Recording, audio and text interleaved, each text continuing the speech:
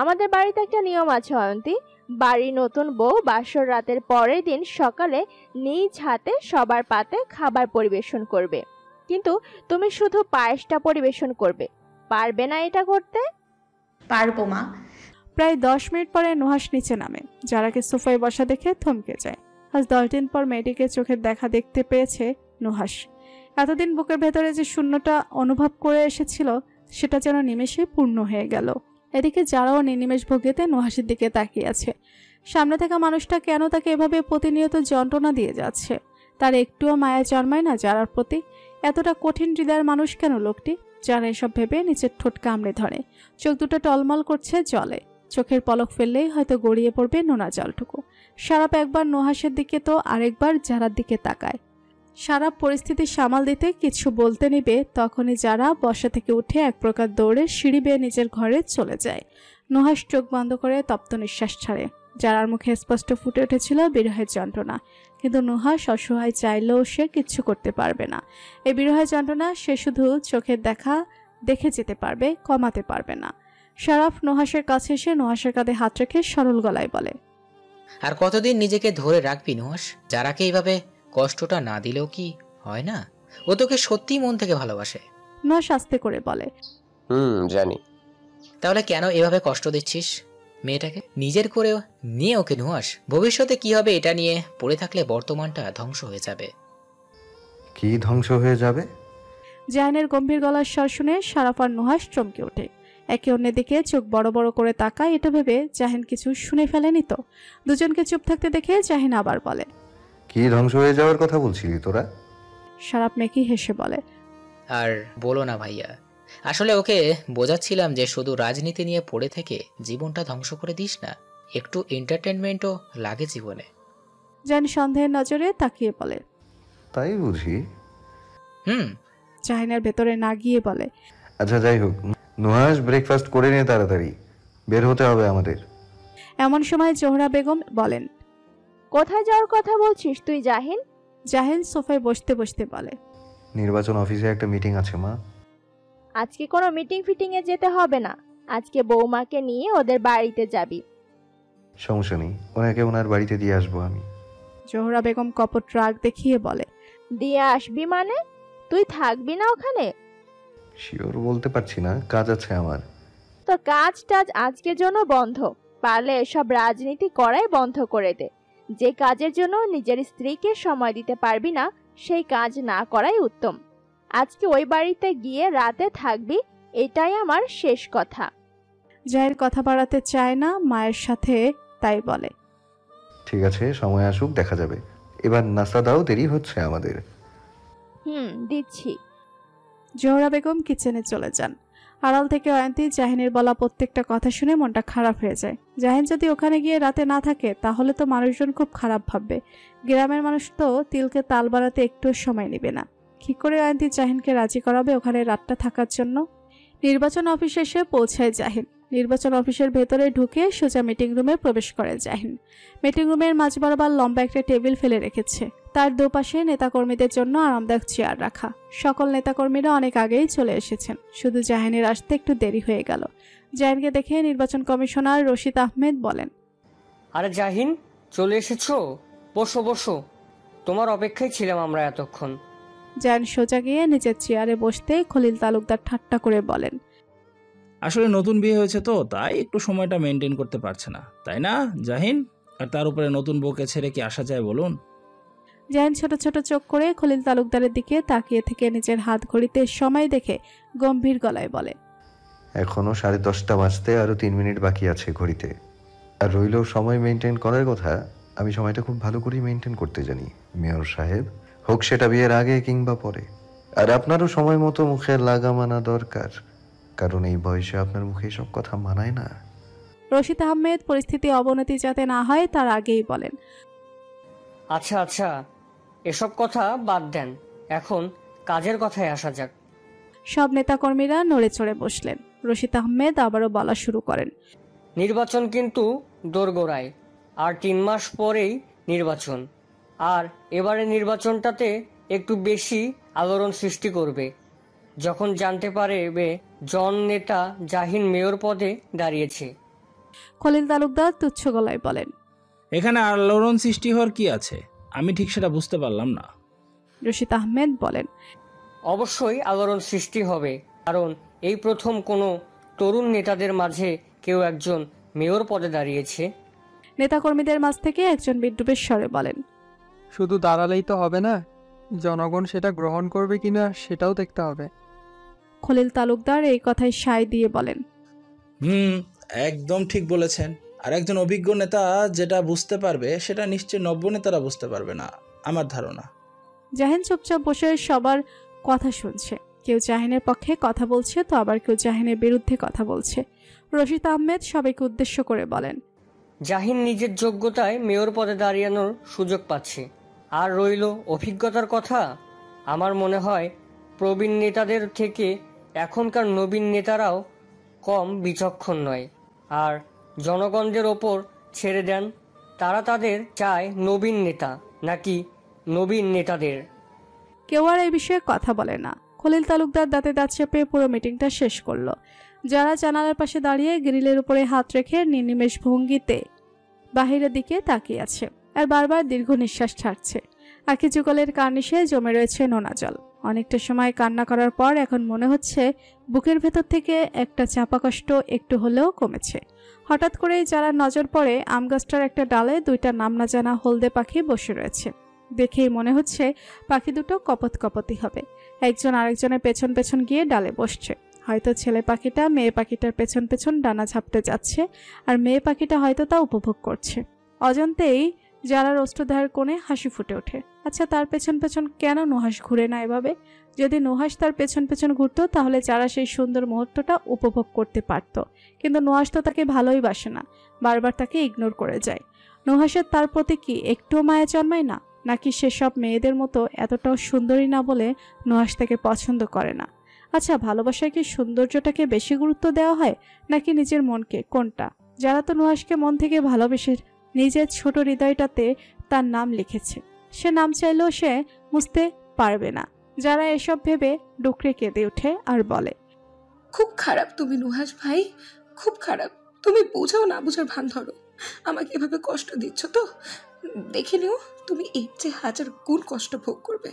তখন আমি বুঝিয়ে দেব তোমাকে কেমন লাগে কষ্ট সইতে।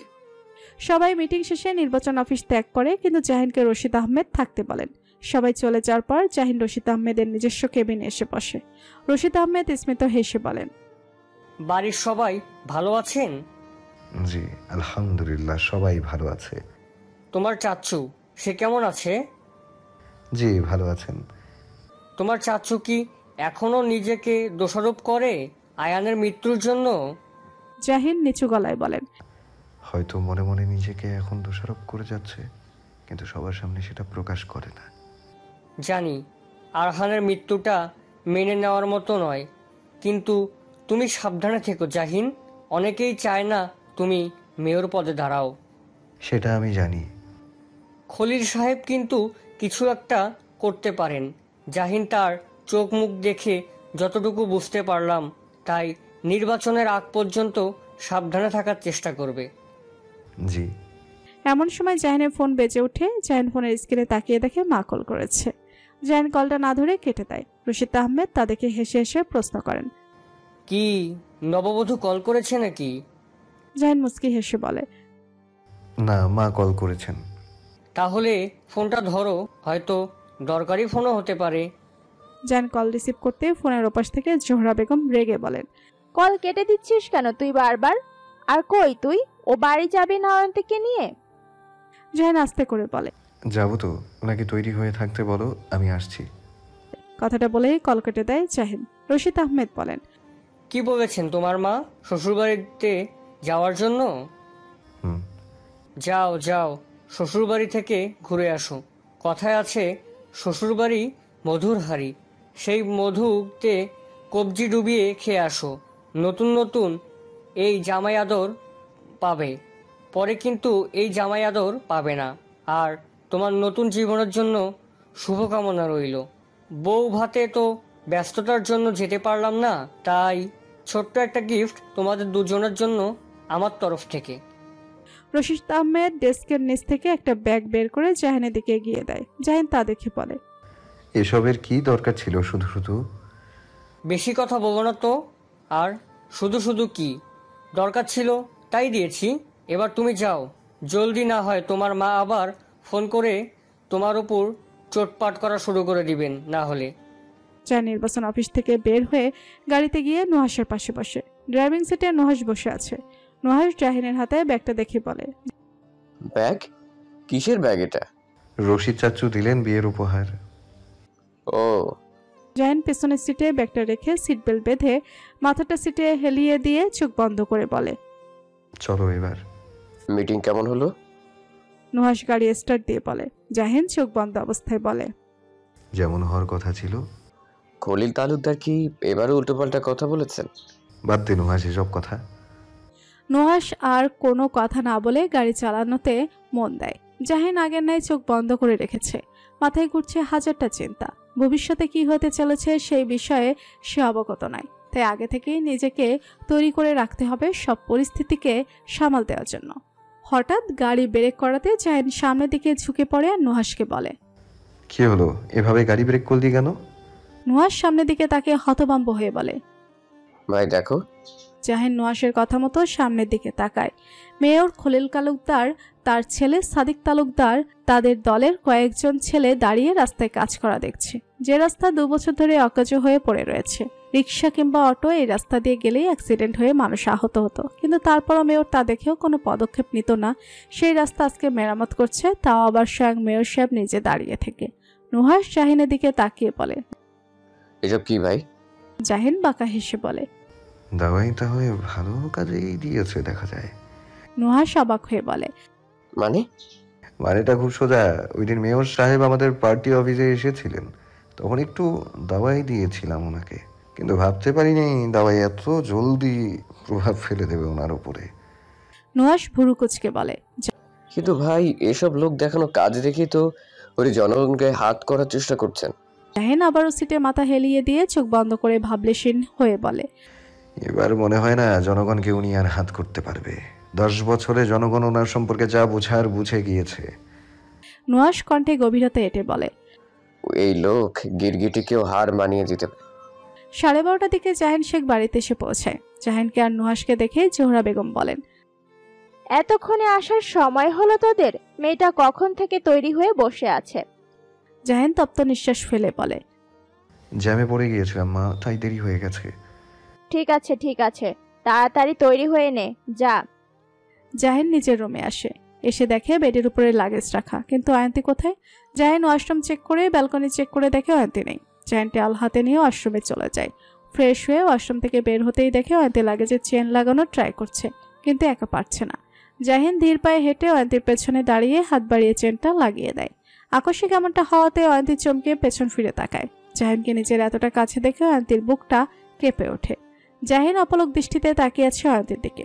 অয়ন্তী বেগুনি রঙের জামদানি শাড়ি পরেছে, গলায় সোনার মাঝামাঝি সাইজের একটা হার, কানে দুল, হাতে সোনার বালা, মেকআপবিহীন মুখ, চোখে গাঢ় কাজল, ঠোঁটে হালকা লিপস্টিক। অয়ন্তীকে দেখতে কেমন বউ বউ লাগছে জাহিনের কাছে আগের দিনগুলোর তুলনায়। অয়ন্তীর চুলগুলা হালকা করে খোপা করে রেখেছে, যার দারুণ কানের সাইডের চুলগুলা গালের উপরে পড়ে রয়েছে। জাহিনের খুব ইচ্ছে করছে হাত বাড়িয়ে অয়ন্তীর চুলগুলা কানে গুঁজে দিতে। জাহিন নিজের ইচ্ছেটা সংযম করতে না পেরে ধীরে ধীরে হাতটা বাড়িয়ে নেয় অয়ন্তীর মুখের দিকে। অয়ন্তী শ্বাস নেওয়া বন্ধ করে চোখ বন্ধ করে নেয়, দাঁতে দাঁত চেপে রেখেছে। বুকের ভেতর মনে হচ্ছে কেউ হাতুড়ি দিয়ে পেটাচ্ছে। জাহিন তর্জনী বাড়ি যেই অয়ন্তীর চুল সরাতে যাবে, এমন সময় যারা বলতে বলতে রুমে ঢুকে। ভাবি, মা তোমাদের বাড়ির সকলের জন্য যে জিনিসগুলো কিনেছিল সেগুলো না নিয়ে চলে এলে যে। বোনের কণ্ঠস্বর শুনতে পেয়ে জাহিন তড়িৎ বেগে অয়ন্তীর কাছ থেকে দূরে সরে যায়। অয়ন্তীও হকচকিয়ে যায়। জাহিন উল্টো দিকে ফিরে জোরে জোরে শ্বাস নিচ্ছে। যারা ভাবি আর ভাইকে এমন অপ্রস্তুত হয়ে যেতে দেখে বোকার মতো বলে, কি হয়েছে? জাহিন কোনো কথা না বলে আলমারি থেকে নিজের পোশাক নিয়ে এক প্রকার ওয়াশরুমে পালিয়ে যায়। যারা হা হয়ে ভাইয়ের কর্মগুলো দেখলো। অয়ন্তী ঢোক গিলে নিজেকে সামলিয়ে যারাকে বলে, যারা ব্যাগগুলো আমাকে দাও। অয়ন্তী যারার কাছ থেকে ব্যাগগুলো নিয়ে বিছানার উপরে রেখে দেয়।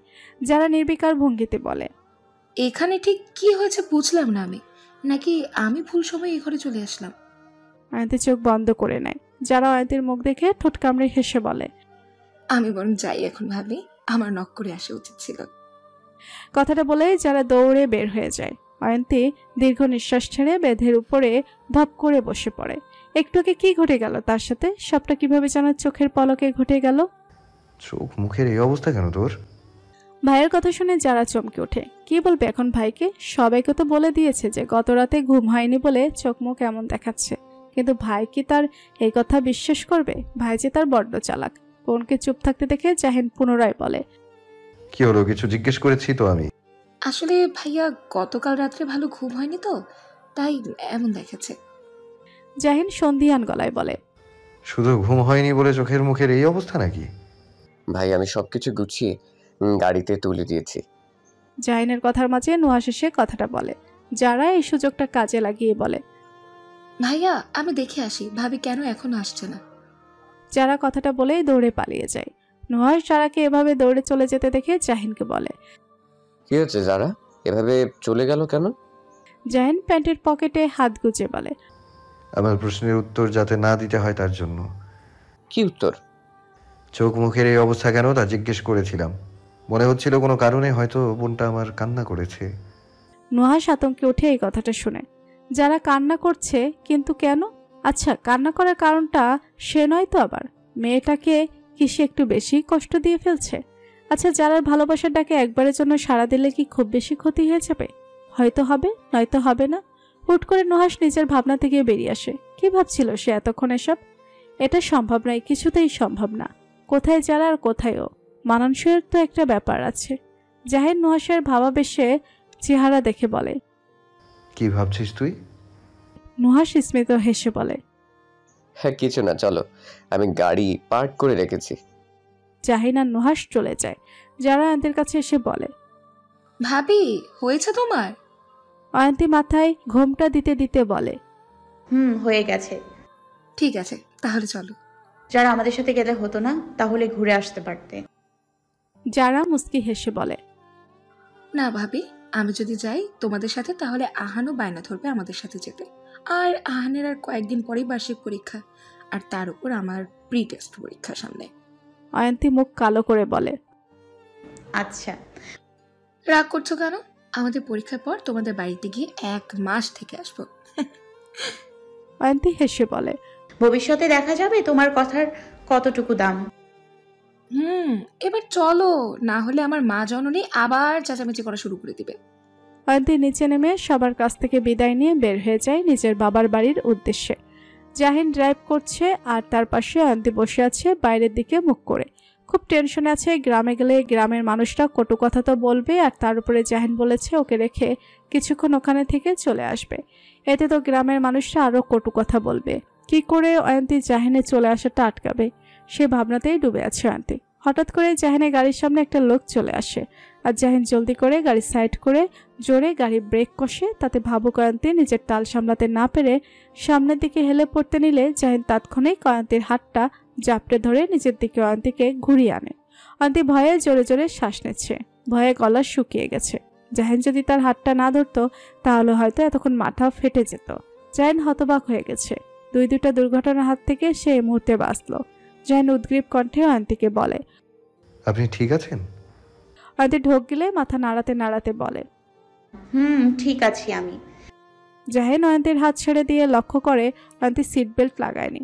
জাহিন চোখ বন্ধ করে জোরে নিঃশ্বাস ছেড়ে অনামিকা আঙ্গুল দ্বারা বা চোখের ভুরুটা চুলকিয়ে অয়ন্তীর দিকে শান্ত চোখে তাকিয়ে রাশভারী গলায় বলে, সিট বেল্ট লাগাননি কেন আপনি? অয়ন্তী বেমালুম ভুলে গিয়েছিল সিট বেল্ট লাগানোর কথা। তার উপরে সিট বেল্ট কি করে লাগাতে হয় সেটাও ঠিকভাবে জানে না সে। এ প্রথমবার গাড়ির সামনে বসেছে সে। অয়ন্তী নিচের দিকে তাকিয়ে মিয়ে যাওয়া গলায় বলে, আসলে আমি জানি না কি করে সিট বেল্ট লাগাতে হয়।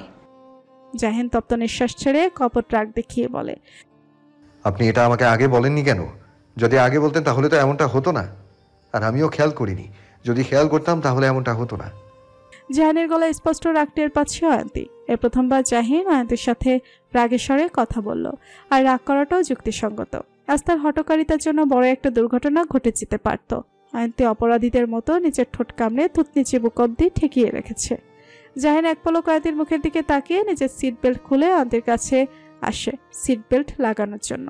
আকস্মিক জায়ানকে নিজের কাছে আসতে দেখে অয়ন্তী টান টান হয়ে বসে পড়ে ধম আটকে রেখে।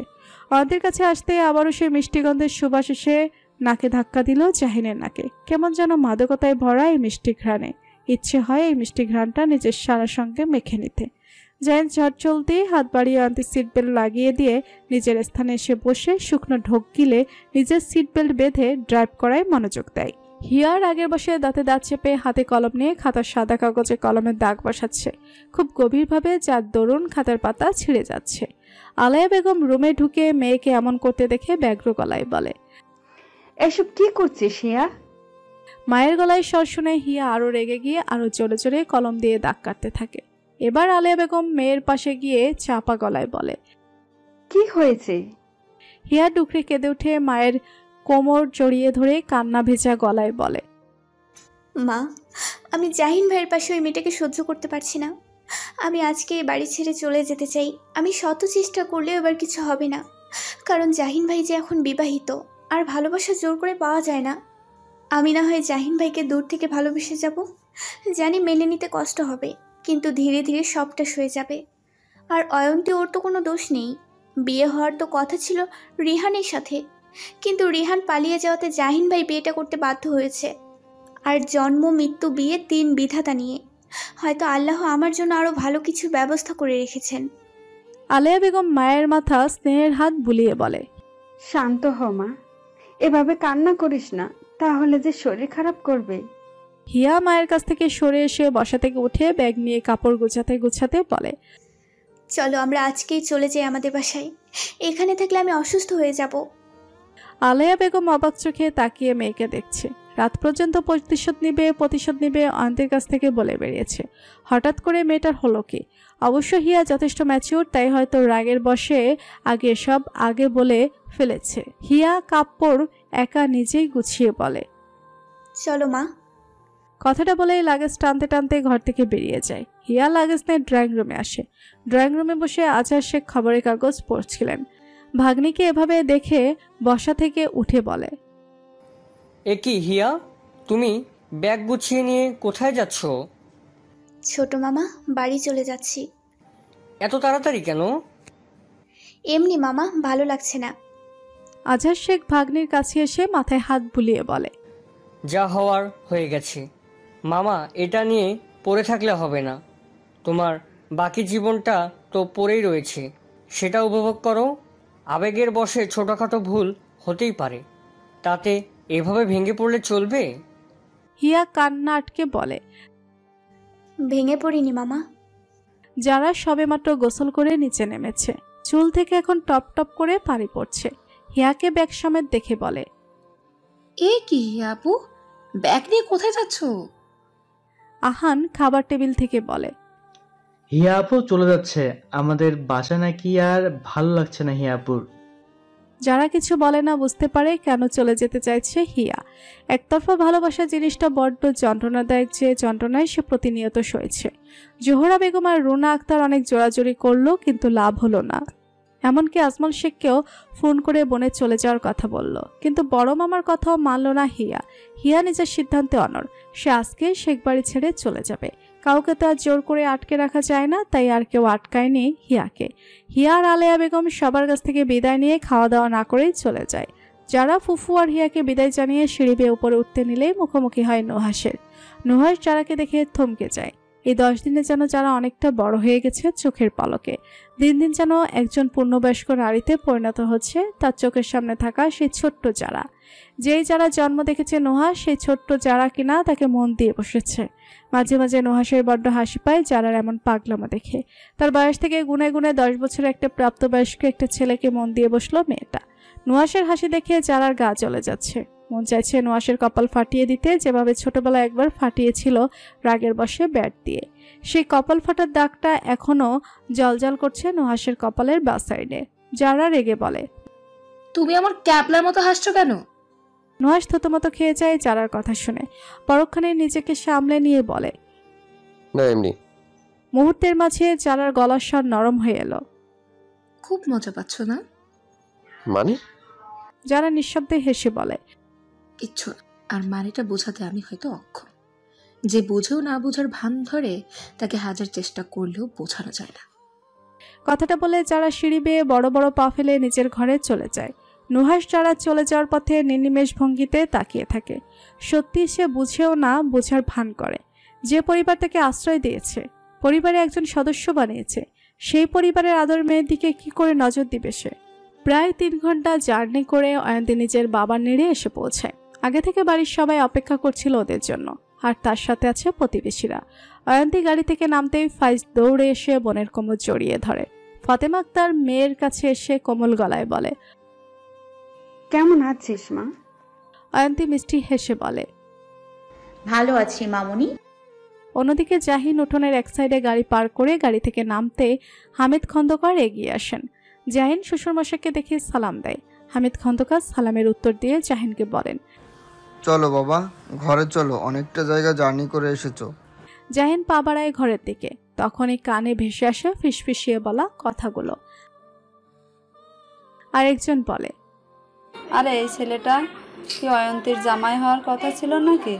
কথা ছিল তো ছোট ভাইয়ের সাথে বিয়ে হওয়ার। আমার মনে হয় ছেলেটা মন থেকে অয়ন্তীকে মেনে নেয়নি, তাই রেগে মিষ্টি টিষ্টি আর আনেনি। জাহিন হাঁটা থামিয়ে শ্বশুর মশাইকে বলে, বৃষ্টির প্যাকেটগুলো নামাতে হবে। জাহিন কথাটা বলে গাড়ির ঢিকি খুলে এক এক করে মিষ্টির প্যাকেটগুলো নামাতে থাকে। এত মিষ্টির প্যাকেট দেখে প্রতিবেশীদের চোখ চড়ক গাছ।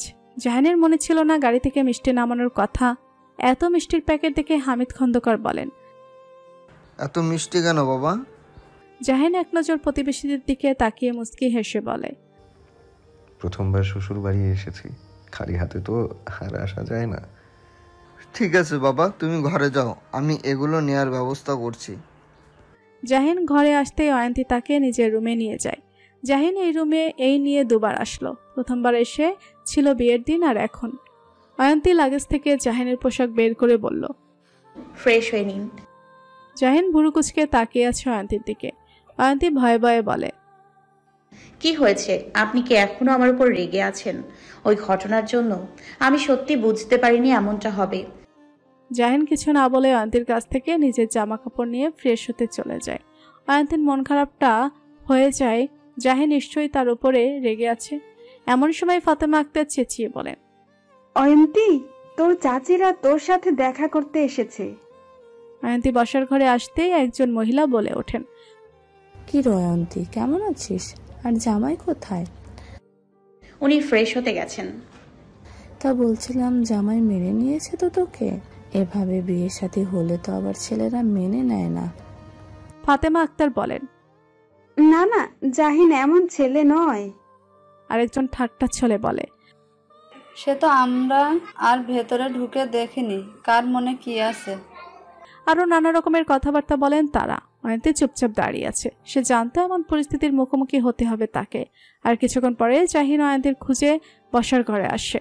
জাহিনকে দেখে একজন মহিলা বলেন, এই তো আমাদের জামাই চলে এসেছে, তা জামাই ভালো আছো?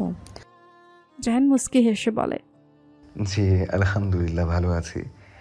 তা বসো, একটু আমাদের সাথে কথাবার্তা বলো। জাহিন অয়ন্তীর দিকে তাকায়।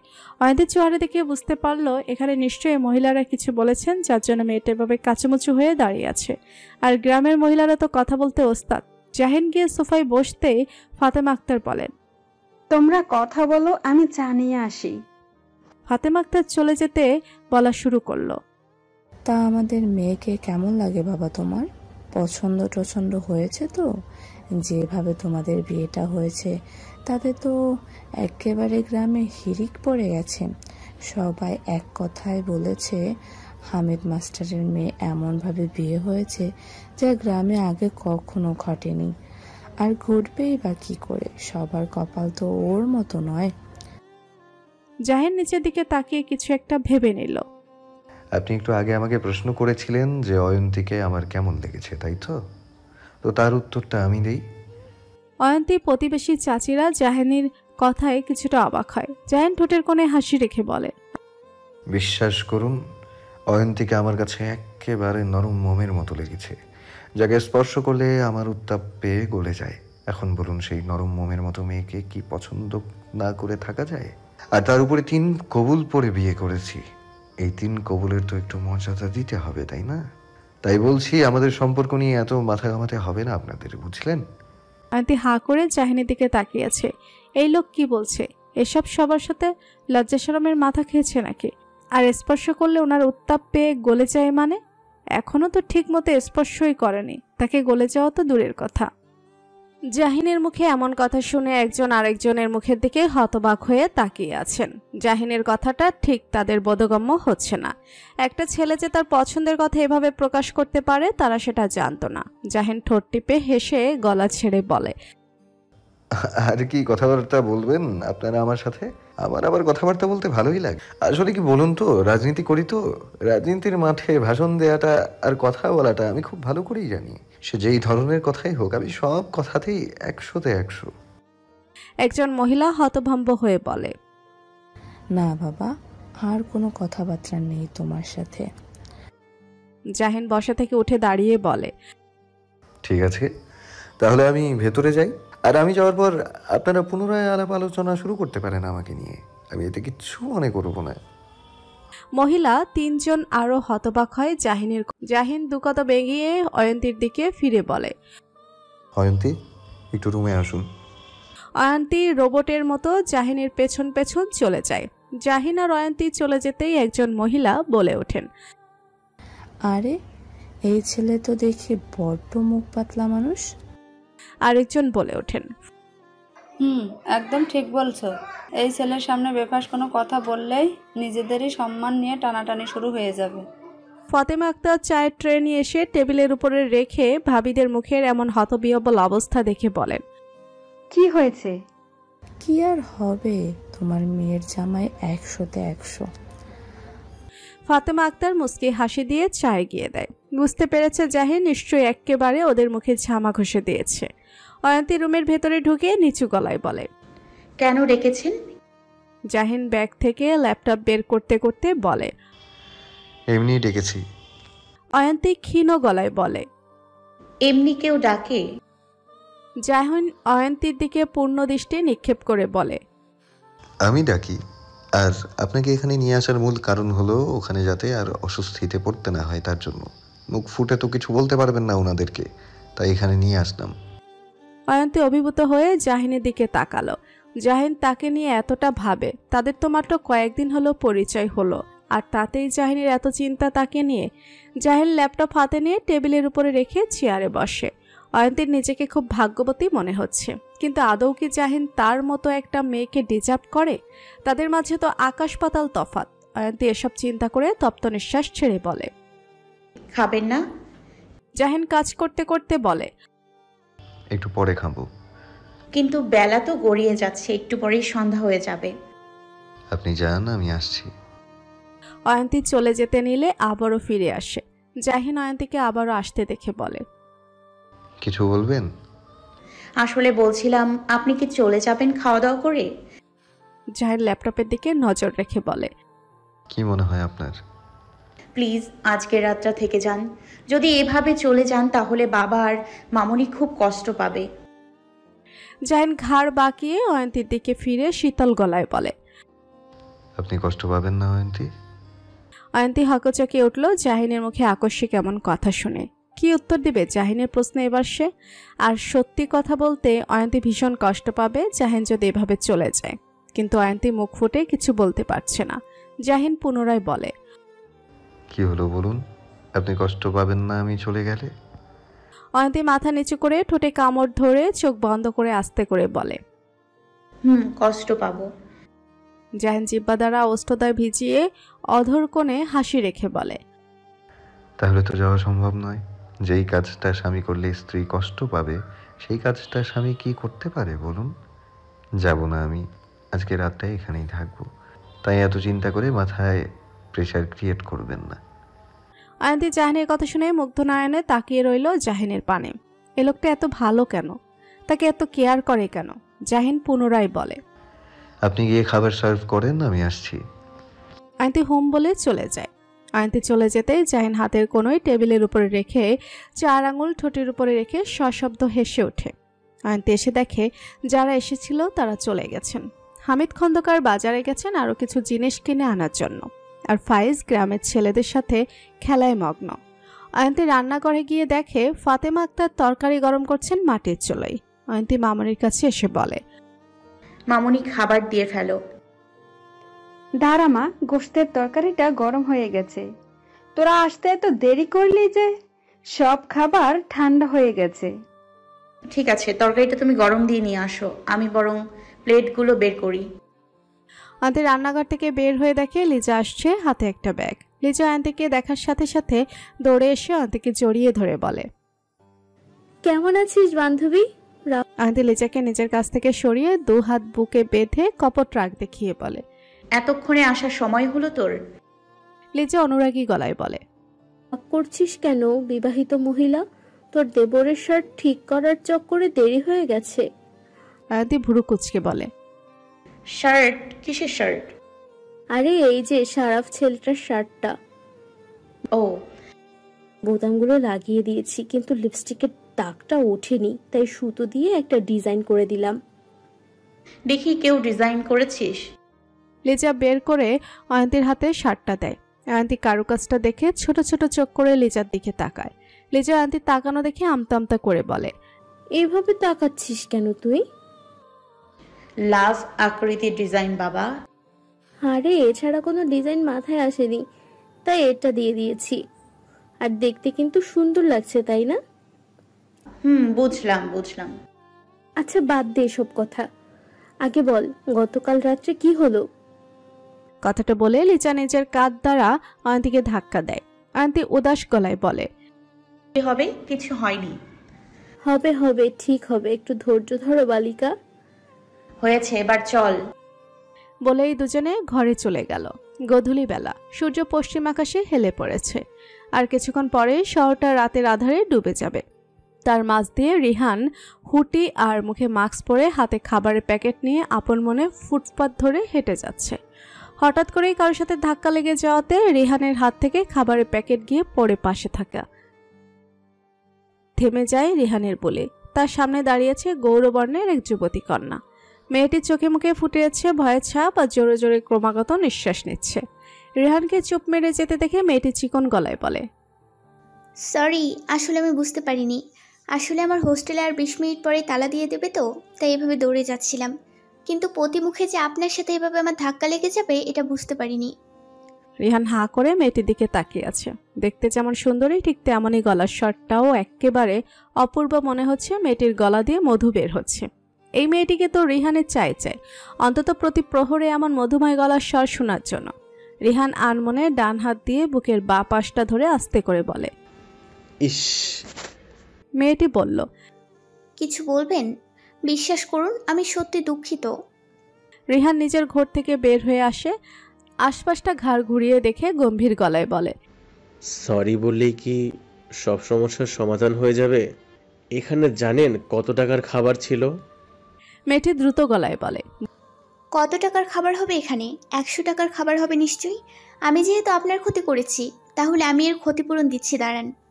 বলেই তাড়াহুড়ো হাতে ব্যাগের চেন খুলতে লাগলো। রিহান আহাম্মকের মতো দাঁড়িয়ে আছে। মেয়েটি কি বলল?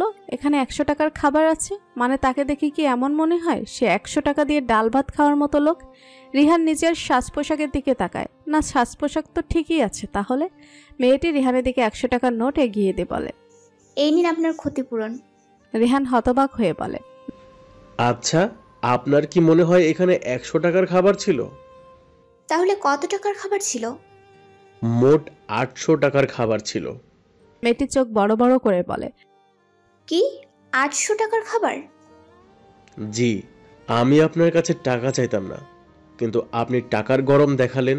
আমাকে তো এই মুহূর্তে আমার 800 টাকা ফেরত দিতেই হবে আপনাকে। আমাকে আমার 800 টাকা ফেরত দিন। মানে এখন? জি, এখন। কিন্তু আমার কাছে তো এত টাকা নেই এই মুহূর্তে। আমি অন্য দিন দেই টাকাটা। আমাকে বোকা পেয়েছেন। আপনাকে আমি ছেড়ে দেই, আর আপনি এই সুযোগটা কাজে লাগাতে পারেন যাতে পরে আর টাকাটা দিতে না হয়, তাই না? বিশ্বাস করুন এই মুহূর্তে আমার কাছে এত টাকা নেই। রেহান কিছুক্ষণ চুপ থেকে মাথা নাড়িয়ে বলে, ওকে, আমার ফোন নাম্বারটা নিন। পরে যখন টাকা জোগাড় হবে তখন ফোন করে জানিয়ে দিবেন। আচ্ছা, তাড়াতাড়ি নাম্বারটা বলুন আপনার। মেয়েটি ফোন বের করে রিহানের নাম্বারটা তোলে। রিহান দু ভুরু উপরে তুলে বলে, আমাকে একটা মিসড কল দিন, যাতে আপনাকে পরে কল দিলে আমি চিনতে পারি। মেয়েটির বোকার মতো রিহানকে মিসড কল দেয়। রিহান কুটিল হেসে বলে, ওকে, তাহলে টাকা জোগাড় হলে আমাকে ফোন দিয়েন। আচ্ছা, বাই দ্য ওয়ে, আপনার নামটা কি? মেয়েটি কিয়ৎক্ষণ চুপ থেকে বলে, পাপড়ি। পাপড়ি আমার নাম। পাপড়ি, নাইস নেম। আর আমার নাম রিহান। নাম্বারটা সেভ করে রাখবেন ফোনে, পারলে আমার নামটা আপনার হৃদয়েও সেভ করে রাখতে পারেন। লাস্ট কথাটা বের করে বলে রিহান। পাপড়ি আর এক মুহূর্ত না থেকে দ্রুত হাঁটা ধরে। রিহান পাপড়ি যাওয়ার দিকে তাকিয়ে বাহাত দিয়ে ঘাড় চুলকিয়ে মুচকি হাসে। যারা পড়ার টেবিলে বসে আছে, কিন্তু পড়ায় মনোযোগ নেই। সে আছে তার প্রিয় মানুষটির নামে চিঠি লিখতে ব্যস্ত। প্রিয় নুহাস ভাই, তুমি এতটা কঠিন হৃদয়ের মানব কি করে হতে পারো? এতটা নির্দয় কেন তুমি? তোমার কি একটু করুণা হয় না আমার জন্য? তুমি কি কিচ্ছু বোঝো না, নাকি সব বুঝেও না বোঝার ভান ধরো? কোনটা? কখনো তোমার চোখের দিকে তাকিয়ে মনে হয় তুমি আমাকে নিজের সর্বস্বটুকু দিয়ে ভালোবাসো, কিন্তু আবার কখনো মনে হয় তুমি আমাকে এক ফোঁটাও ভালোবাসো না। কেন মনে হয় আমার এমনটা বলবে? আমি চাইলেও তোমাকে আমার মস্তিষ্ক থেকে সরাতে পারি না। তুমি আমার সামনে আসলে আপনা আপনি আমার চোখ দুটো তোমার দিকে চলে যায়, চাইলেও আটকাতে পারি না। এখন বলো, এটা কি আমার দোষ? না, আমার কোনো দোষ নেই, সম্পূর্ণ দোষ তোমার, কারণ তুমি আমাকে তোমার দিকে টানো, চুম্বকের মতো টানো। আমি জানি তুমি যদি আমাকে এক মুহূর্তের জন্য ভালোবেসে থাকো, তাহলে সেটা কোনো দিন প্রকাশ করবে না আমার পরিবারের জন্য, কিন্তু আমি আমার এই হৃদয়ে কঠিন হৃদয়ের মানবটির নাম লিখে দিয়েছি। এখন অন্য কোনো পুরুষের নাম এই হৃদয়ের লেখা আমার পক্ষে সম্ভব হয়ে উঠবে না, কারণ আমি এই কঠিন হৃদয়ের মানবটাকে যে বড্ড ভালোবেসে ফেলেছি, বড্ড। এতটুকু লিখে যারা কালো রঙের ডায়েরিটা বন্ধ করে ডায়েরির উপরে মাথা রেখে চোখ বন্ধ করে তপ্ত নিঃশ্বাস ছাড়ে। এমন শত শত চিঠি ডায়েরির ভাঁজে থাকা শুভ্র রঙের পাতায় কলমের কালো কালি দিয়ে লিখে যাচ্ছে যারা, কিন্তু সেই চিঠিগুলা নুহাসকে দেওয়ার সাহস পায় না, পাছে যদি এই চিঠির কারণে সারা জীবনে যেন নুহাসকে হারিয়ে ফেলে, যেটা যারা একদমই চায় না। অয়ন্তী ফ্লোরে বিছানা করছে। জাহিন শ্বশুরমশাইয়ের সাথে কথা বলে রুমে ঢুকতেই অয়ন্তীকে এমনটা করতে দেখে থমকে যায়। জাহিন দ্রুত পায়ে অয়ন্তীর কাছে গিয়ে প্রশ্ন করে, কি করছেন আপনি অয়ন্তী? বিছানা করছি। আজকে আমি নিচে থাকবো, আপনি খাটে থাকবেন। জাহিন ভ্রুদয় কুঁচকে বলে, আপনি নিচে থাকবেন মানে? অয়ন্তী দাঁড়িয়ে বলে, এখানে তো আরামদায়ক চেয়ার নেই যে আপনি চেয়ারে ঘুমিয়ে যাবেন, তাই আজকে আপনি খাটে থাকুন, আমি নিচে থাকবো। একদম না, আপনি বেডে থাকবেন। জাহিন চাপা গলায় বলে। অয়ন্তী অবাক হয়ে বলে, তাহলে আপনি কোথায় থাকবেন? আমিও বেডে থাকবো। কিন্তু গতকাল রাত্রে তো আপনি আমার সাথে অয়ন্তীর কথা সমাপ্ত না হওয়ার আগেই জাহিন বলে, গতকাল রাত্রে আমি বেডেই থাকতাম, কিন্তু কখন ঘুমিয়ে পড়েছিলাম টের পাইনি, আর ভোরবেলায় উঠে দেখি চেয়ারে ঘুমিয়েছিলাম, তাই বেডে গিয়ে থাকিনি। ওগুলা জায়গা মতো রেখে চুপচাপ শুয়ে পড়ুন। জাহিন কথা বলে বেডের একপাশে গিয়ে শুয়ে পড়ে কাত হয়ে। অয়ন্তী জাহিনের কথা মতো সবকিছু জায়গা মতো গুছিয়ে রেখে ঘরের লাইট অফ করে চুপচাপ গিয়ে জাহিনের পাশে গিয়ে নিজেকে গুটিয়ে নিয়ে জাহিনের দিকে পিঠ ঠেকিয়ে শুয়ে পড়ে। জাহিন তপ্ত নিঃশ্বাস ছেড়ে চোখ বন্ধ করে ঘুমানোর চেষ্টা করে। অয়ন্তীর বড্ড অস্থিরতা কাজ করছে মনের মাঝে গতকাল রাতের থেকে বেশি। হবেই না কেন, জাহিন যে তার পাশে। অয়ন্তী দীর্ঘ নিঃশ্বাস ছেড়ে চোখ বন্ধ করে ঘুমানোর চেষ্টা করে। ফোনের কর্কশ আওয়াজ শুনে জাহিনের ঘুম ভাঙে। বেডসাইডের টেবিলের উপর থেকে ফোন হাতে নিয়ে দেখে নুহাস কল করছে। সবে ভোরের আলো ফুটেছে। জাহিন শোয়া অবস্থায় কল রিসিভ করে, কিন্তু ফোনের অপর পাশ থেকে নুহাসের বলা কথাটা শুনে জাহিন লাফ দিয়ে উঠে বসে আর জোর গলায় বলে, হোয়াট? কি করে ঘটলো এসব? আমি এক্ষুনি আসছি। অয়ন্তী জাহিনের চিৎকার শুনে ধরফড়িয়ে উঠে আর বলে, কি হয়েছে? জাহিন হ্যাঙ্গারে ঝুলে থাকা কালো কোটটা গায়ে জড়িয়ে বলে, অয়ন্তী, আমাকে এক্ষুনি যেতে হবে, আপনি এখানে থাকুন, আমি পরে এসে আপনাকে নিয়ে যাব। কথাটা বলেই জাহিন ব্যাগে ল্যাপটপ ঢুকিয়ে নেয়, ফোন, ওয়ালেট আর গাড়ির চাবি নিয়ে বের হয়ে পড়ে। অয়ন্তী চুপচাপ জাহিনের দিকে তাকিয়ে আছে, সাহস পাচ্ছে না কিছু বলার। অয়ন্তী জাহিনের পেছন পেছন যায়। জাহিন নিজেই সদর দরজা খুলে বের হয়ে গাড়িতে গিয়ে উঠে। সদর দরজা খোলার শব্দে হামিদ খন্দকার আর ফাতেমা আক্তার উঠে আসেন। তারা একটু আগেই নামাজ আদায় করে শুয়েছিলেন। অয়ন্তী সদর দরজার পাশেই দাঁড়িয়ে আছে। জাহিন চলে গেছে যত দ্রুত সম্ভব গাড়ি ড্রাইভ করে। ফাতেমা আক্তার মেয়ের কাছে গিয়ে বলেন, কি হয়েছে অয়ন্তী? জানি না মা, একটা কল আসলো আর উনি তাড়াহুড়ো করে বেরিয়ে গেলেন। অয়ন্তী কথাটা বলে এক নজরে উঠোনের মাঝে বরাবর তাকিয়ে আছে। কি এমন হলো যে লোকটাকে এভাবে চলে যেতে হলো? খুব বড় বিপদ হয়েছে কি? জাহিন স্তব্ধ হয়ে দাঁড়িয়ে আছে। 3 ঘন্টার রাস্তা জাহিন 2 ঘন্টায় ড্রাইভ করে এখানে এসে পৌঁছেছে। কতটা হাই স্পিডে গাড়ি ড্রাইভ করেছে সেটা একমাত্র জাহিনই জানে। জাহিনের চোখের দৃষ্টি বড্ড স্বাভাবিক, চল শক্ত করে রেখেছে, দুহাত মুঠোবন্দি করে রেখেছে। নুহাশ জাহিনের পাশেই দাঁড়িয়ে আছে। জাহিনের মনোভাব বোঝার চেষ্টা করেও সে বারবার ব্যর্থ হয়ে ফিরছে। কি চলছে জাহিনের মনে একমাত্র নিজে আর উপরওয়ালা জানে। আজমল শেখ আর আজহার শেখ আসতে চেয়েছিলেন, কিন্তু নুহাশ আসতে মানা করে দিয়েছে। নুহাশের মতে এখানে আসাটা তাদের জন্য নিরাপদ নয়। জাহিন এক নজরে আগুনে পুড়ে যাওয়া শেখ আরহান ফাউন্ডেশনের দিকে তাকিয়ে আছে, যার ভেতরে ছিল প্রায় 400-র মতো শীতের কম্বল আরও অনেক প্রয়োজনীয় জিনিস। এই শেখ আরহান ফাউন্ডেশনটা শেখ বাড়ির সকলে মিলে চালায়।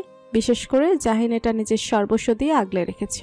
অরহানের মৃত্যুর পরেই এই ফাউন্ডেশনটি তার নামে প্রতিষ্ঠা করা হয়। এই শেখ অরহান ফাউন্ডেশনের মাধ্যমে গরিব দুঃখীদের নানা রকম সাহায্য করে আসছে জাহিন প্রায় 5 বছর ধরে।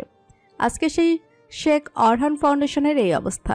এর ভেতরে যে কম্বলগুলো ছিল আর কিছুদিন পরে শীতার্ত মানুষদের মাঝে বিতরণ করা হতো, কিন্তু এখন সেই কম্বল আগুনে পুড়ে ধুলোয় মিশে গেছে। ফায়ার সার্ভিসের 2টি ইউনিট আগুন নিভাতে সক্ষম হয়েছে, কিন্তু এখনও ঘরের ভেতর থেকে কালো ধোঁয়া বের হচ্ছে না, যা পুরো শহরটাকে অন্ধকারে ঢেকে দিচ্ছে।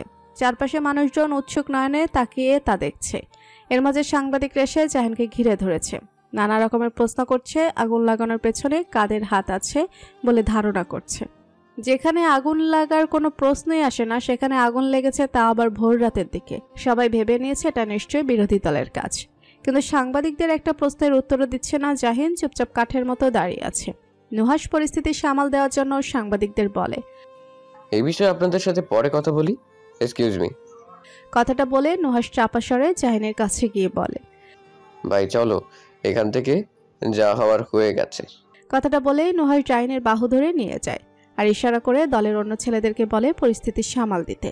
4 ঘন্টা পেরিয়ে গেছে, অয়ন্তী কোনো রকম খবর পাচ্ছে না জাহিনের।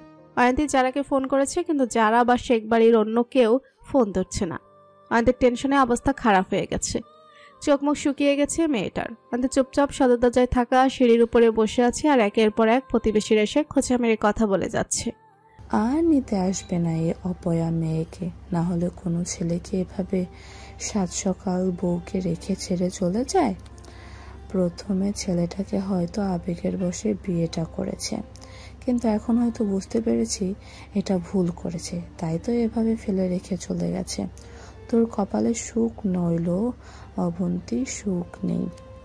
ফাতেমা আক্তার চাপা গলায় বলে, কি বলছেন ভাবি এসব? চুপ করুন দয়া করে, মেয়েটা এমনিতেই টেনশনে আছে।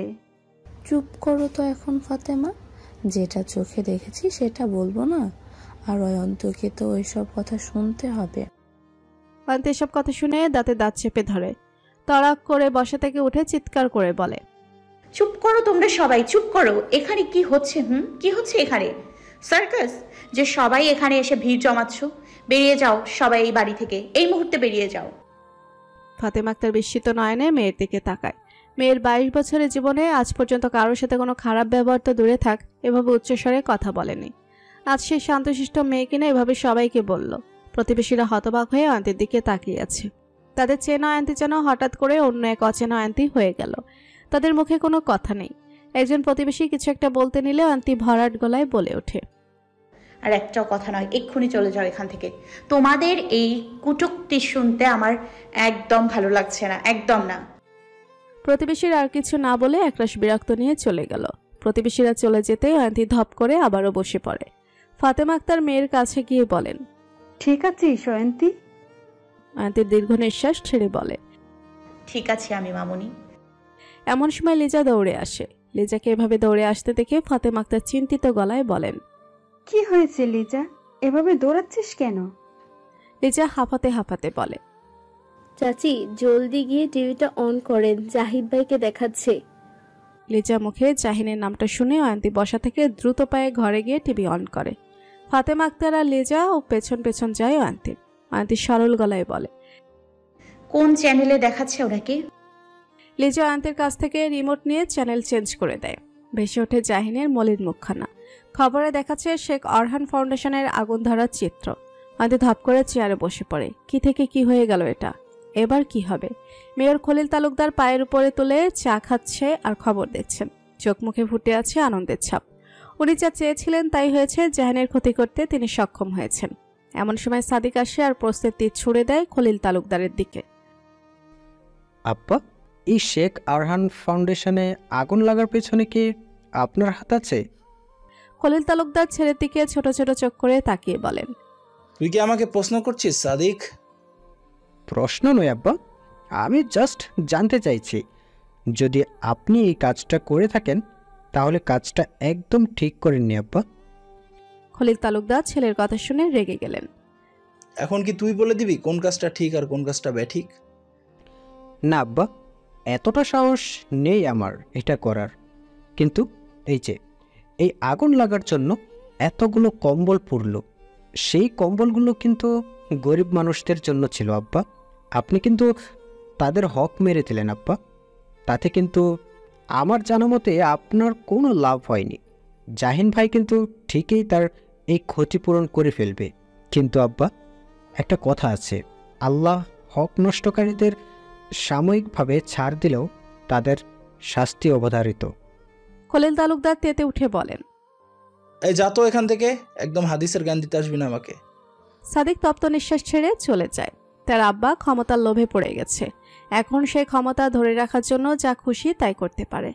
হয়তো তার আড়ালে আবডালে অনেক কিছু করছেন। ছেলে চলে যেতেই খলিল তালুকদার বাঁকা হেসে উঠে মনে পড়ে যায় 17 ঘন্টা আগের কথা। খলিল তালুকদার বসে আছেন নিজের পার্টি অফিসে পায়ের উপর পা তুলে।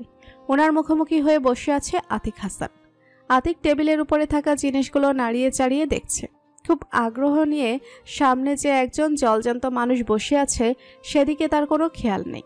আতিক আছে আতিকের দুনিয়াতে। খলিল তালুকদার আতিকের করা কার্যক্রমগুলো তীক্ষ্ণ নজরে দেখছেন। একসময় তপ্ত নিঃশ্বাস ছেড়ে বলেন, তোমাকে নিশ্চয়ই আমি আমার অফিসের জিনিসগুলো দেখার জন্য ডেকে আনিনি। আতিক তড়াক করে খলিল তালুকদারের দিকে তাকিয়ে ভুরু উঁচু করে বলে, খলিল তালুকদার রেগে কিছু বলতে গিয়েও থেমে যায়। এই ছেলেকে রাগিয়ে দিলে নিজেরই ক্ষতি করে বসবেন, তাই রাগটা দমন করে বলে, এবার কাজের কথায় আসি আমরা, যদি তোমার খেলা শেষ হয়ে থাকে। আতিক চেয়ারে গা হেলিয়ে বসে বলে, বলুন কি কাজ? আপনার কাজ তো ওই একটাই, মানুষকে খুন করে ফেলার কাজ। খলিল তালুকদার চোখ গরম করে বলেন, আস্তে কথা বলো আতিক, কেউ শুনে ফেলবে। আর আমি খুন করতে যাব কেন কাউকে? আতিক বাঁকা হেসে বলে, সবাই কম বেশি সেটাই জানে। প্লিজ প্লিজ আমার সামনে এই মিথ্যের মুখোশটা পরে থাকবেন না, কারণ আপনার কাজটা কিন্তু আমি করিয়েছি। তাই আমার সামনে একদম ভালো মানুষ সাজার চেষ্টা করবেন না। ওকে ফাইন, এবার চুপ করো আর কাজের কথায় আসি এখন আমরা। আতিক দুকাত নাচিয়ার বলে, বলুন শুনছি আমি। খলিল তালুকদার কণ্ঠে গম্ভীরতা এঁটে বলেন, আগুন লাগাতে হবে। আতিক বাঁকা হেসে দুহাত ডেস্কের উপর রেখে মজার ছলে বলে, আগুন লাগাতে হবে? কার সংসারে আগুন লাগাতে হবে? এই জন নেতা জাহিনের নতুন সংসারে নাকি? না বাবা, আমি কারো সংসারে আগুন টাগুন লাগাতে পারবো না। সংসার জীবন হচ্ছে একটা পবিত্র জীবন, সেই পবিত্র জীবনকে অপবিত্র করতে আমি চাই না। পরে দেখব আল্লাহ আমার সংসারে আগুন লাগিয়ে দিয়েছে। বলে হাসতে থাকে। খলিল তালুকদার কপট রাগ দেখিয়ে বলেন, বড্ড কথা বলছি ইদানিং তুমি আতিক। আতিক হাসি থামিয়ে সিরিয়াস গলায় বলে, আচ্ছা আচ্ছা, সব কথা বাদ। এবার আপনি স্পষ্ট করে বলুন ঠিক কি করতে চাইছেন আপনি? খলিল তালুকদার গুরুগম্ভীর গলায় বলেন, শেখ ওরহান ফাউন্ডেশনে আগুন লাগাতে চাইছে, আর সেটাও আজকে রাতে। আতিক ভুরু কুচকে বলে, মানে এটা খুব সোজা, আগুন লাগাতে হবে ওদের ফাউন্ডেশনে। সামনে শীত আসছে, আর ওরা শীতার্ত সকল মানুষদের কম্বল বিতরণ করবে 2 দিন পর। কিন্তু আমি চাই এই কম্বল পুরো ছাই হয়ে যাক, জনগণের সামনে জাহিন আর তার ফাউন্ডেশনের বদনাম হোক। এটা একটু বেশি হয়ে যায় না? গরিব মানুষদের হক এভাবে না মেরে দিলে হয় না?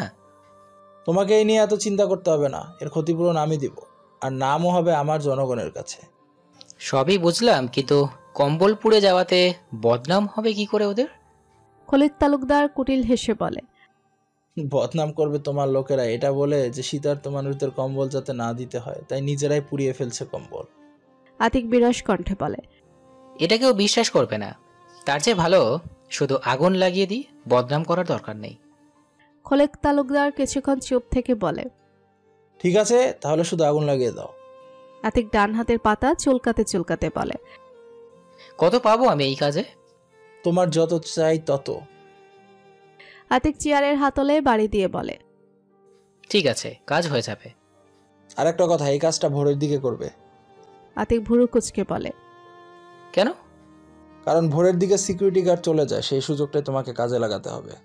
আতিক কৌতূহল নিয়ে বলে, এত কিছু কি করে জানেন আপনি?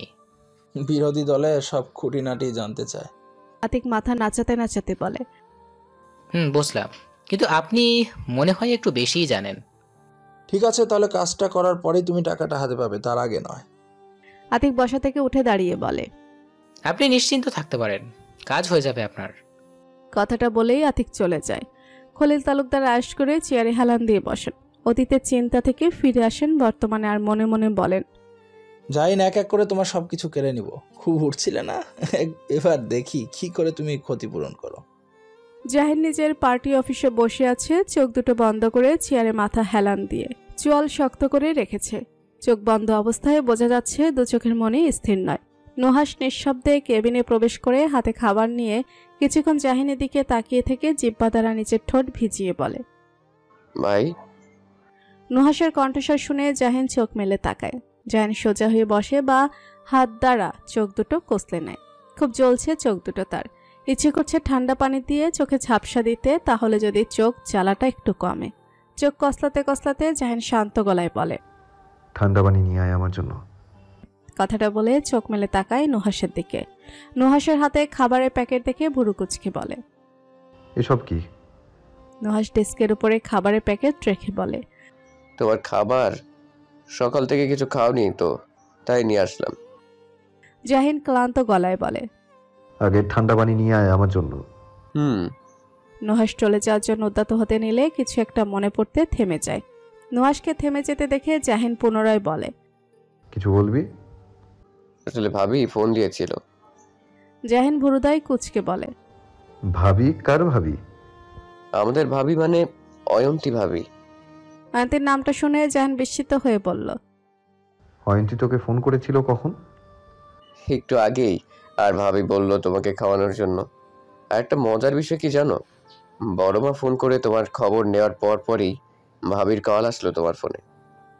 তোর ফোন নাম্বার কোথায় পেলো অয়ন্তী? হয়তো বাড়ির কারো থেকে নিয়েছে।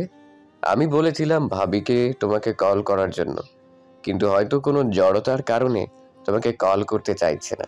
ভাবির কথা শুনে বোঝা গেল টেনশন করছে তোমাকে নিয়ে। জাহিন কিয়ৎক্ষণ নীরব থেকে বলে, ঠিক আছে, তুই যা, পানির বোতলটা নিয়ে আয়। নুহাস চলে যায়। জাহিন দীর্ঘ নিঃশ্বাস ছেড়ে ফোনটা হাতে নিয়ে অয়ন্তীর নাম্বারটা ভাষায় কল দিবে নাকি দিবে না ভেবে দুটানায় পড়ে যায় জাহিন। কি বলবে ফোন করে? সে ঠিক আছে এই কথাটা? মেয়েটা নিশ্চয়ই টেনশন করছে তাকে নিয়ে। জাহিন আকস্মিক ফোনটা অফ করে রেখে দেয়।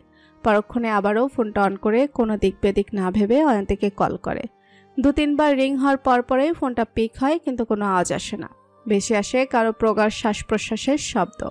জাহিন ঠোঁট চেপে ধরে ঢোক গিলে ভরাট কণ্ঠে ডাক দেয়, অয়ন্তী। ফোনের ওপাশ থেকে কোনো শব্দ আসলো না, তবে নাক টানার শব্দ আসলো। মেয়েটি কি কান্না করছে? কিন্তু কেন? তার এভাবে চলে আসার জন্য কি কান্না করছে, নাকি গ্রামের মানুষরা এই ব্যাপারটা নিয়ে কোনো কটু কথা বলেছে মেয়েটাকে? জাহিন পুনরায় কোমল স্বরে বলে, আপনি কি কান্না করছেন অয়ন্তী? দেখুন, আমি একদম ঠিক আছি, প্লিজ কান্না করবেন না। আপনার চাপা কান্নার শব্দ আমায় খুব পীড়া দিচ্ছে অয়ন্তী। জাহিন কথাটা বলে থামে। পুনরায় কিছু বলতে উদ্যত হতে নিলে শব্দ করে ফোনটা শাটডাউন হয়ে পড়ে। জাহিন হতবাক হয়ে পড়ে, এই সময় কি তার ফোনটা শাটডাউন হওয়া কি খুব দরকার ছিল? নুহাসও ঠান্ডা পানির বোতল নিয়ে আসে। নুহাসকে দেখার সাথে সাথে জাহিন বলে, নুহাস, কাইফকে একটা ফোন কর। কোনো দরকার আছে ওকে? ওকে ফোন করে সন্ধ্যাপুরে যেতে বল। হঠাৎ সন্ধ্যেপুরে কেন? অয়ন্তীকে আনতে হবে। আমি তো যেতে পারবো না, তাই ও গিয়ে নিয়ে আসুক ওনাকে। কিন্তু কাইফ তো আমার জানা মতে দাদু আর দাদা ভাইকে আনতে গেছে। জাহিন হতভম্ব হয়ে বলে, দাদু আর দাদা ভাইকে আনতে গেছে মানে? বিয়েতে তো আসতে পারিনি দাদা ভাই অসুস্থ থাকার কারণে, আর তার উপরে শুনেছে আজকের এই ঘটনাটা, তাই ওনারা আসছে আজকে। জাহিন দীর্ঘ নিঃশ্বাস ছেড়ে বলে, তাহলে তিয়াসকে সন্ধ্যাপুরে যেতে বল। ঠিক আছে। যাওয়ার আগে আমার ফোনটা একটু চার্জে দিয়ে যা, ফোনটা শাটডাউন হয়ে গেছে। আর বাড়িতেও খবরটা জানিয়ে দিস যে অয়ন্তীকে তিয়াস আনতে গেছে। নুহাশ জাহিনের ফোনটা চার্জে লাগিয়ে দিয়ে চলে যায়। জাহিন আগের ন্যায় বসে আছে, ভবিষ্যতে আর কি অপেক্ষা করছে তার জন্য। কিন্তু আজকের ঘটনাটা যে খলিল তালুকদার ঘটিয়েছে এটা জাহিন শিওর, আর এর প্রতিশোধও নিবে আজকালকের ভেতরেই। রাজনীতির নোংরা খেলা, একবার যখন এই নোংরা খেলায় মেতেছে এর শেষ থেকে ছাড়বে জাহিন। কিন্তু রাজনীতির এই নোংরা খেলায় কে জিতবে আর কে হারবে? অয়ন্তী এক নজরে তাকিয়ে আছে ফোনের স্ক্রিনের দিকে, অপেক্ষায় আছে জাহিনের ফোনের অপেক্ষায়। কিন্তু জাহিনের কোনো ফোন কল এলো না। বুকটা ভার হয়ে এলো অয়ন্তীর, নিচের ঠোঁট কামড়ে ধরে দাঁত দ্বারা এত কষ্ট হচ্ছে কেন তার? দু চোখ নোনা জলে ভরে উঠেছে, চোখের জবাতা ফেললেই কপল বেয়ে গড়িয়ে পড়বে সেই নোনা জল। হয়তো জাহিনের কোনো ইম্পর্টেন্ট কাজ পড়ে গেছে, তাই এভাবে কিছু না বলে কল কেটে দিয়েছে। এমন সময় ফাতেমা আক্তার বলতে বলতে আসেন, অয়ন্তী মা কিছু খেয়ে নে, আর কতক্ষণ না খেয়ে থাকবি? অয়ন্তীর সাথে সাথে চোখের জল মুছে নেয়। ফাতেমা আক্তার মেয়েকে চোখের জল মুছতে দেখে থমকে যায়। দীর্ঘ নিঃশ্বাস ছেড়ে মেয়ের পাশে বসে গিয়ে মেয়ের মাথায় হাত বুলিয়ে বলে, এভাবে না খেয়ে থাকলে শরীর খারাপ করবে তো। যা হওয়ার হয়ে গেছে, এটা নিয়ে এত চিন্তা করলে কি করে হবে? মানুষের জীবনে আরো অনেক খারাপ খারাপ ঘটনা ঘটে যায়, কিন্তু তারা ঠিক উঠে দাঁড়ায়। তোকেও পারতে হবে। মানুষ জনের একটু কটু কথা নিয়ে পড়ে থাকলে হবে না। চল কিছু খেয়ে নিবে। অয়ন্তী চুপচাপ মামুনের প্রত্যেকটা কথা শুনে গেল, কিন্তু টু শব্দটাও করল না। পুলিশের ইউনিফর্ম পরা শারাফের মুখোমুখি বসে আছে জাহিন। শারাফ জাহিনের সব কথা শুনে বলে, তুমি যা বলছো সেটা করা একটু রিস্ক হয়ে যায় ভাই। জাহিন শীতল গলায় বলে, সব কাজেই রিস্ক আছে শারাফ, কোনো কাজেই রিস্ক ছাড়া নয়। কিন্তু তার জন্য আগে সার্চ ওয়ারেন্ট পরোয়ানা জারি করতে হবে। জাহিন শক্ত গলায় বলে, যা যা করা লাগে তাই তাই করবি। ঠিক আছে ভাই, আমি দেখছি ব্যাপারটা কি করা যায়। আমার এখন থানায় যেতে হবে। যা। কথাটা বলে জাহিন ভোরবেলার সময় সিসিটিভি ফুটেজটা আবারও দেখে। এখানে স্পষ্ট দেখা যাচ্ছে মুখোশধারী কয়েকজন লোক সিকিউরিটি গার্ড চলে যাওয়ার পরে ফাউন্ডেশনের এরিয়ার ভিতরে ঢোকে।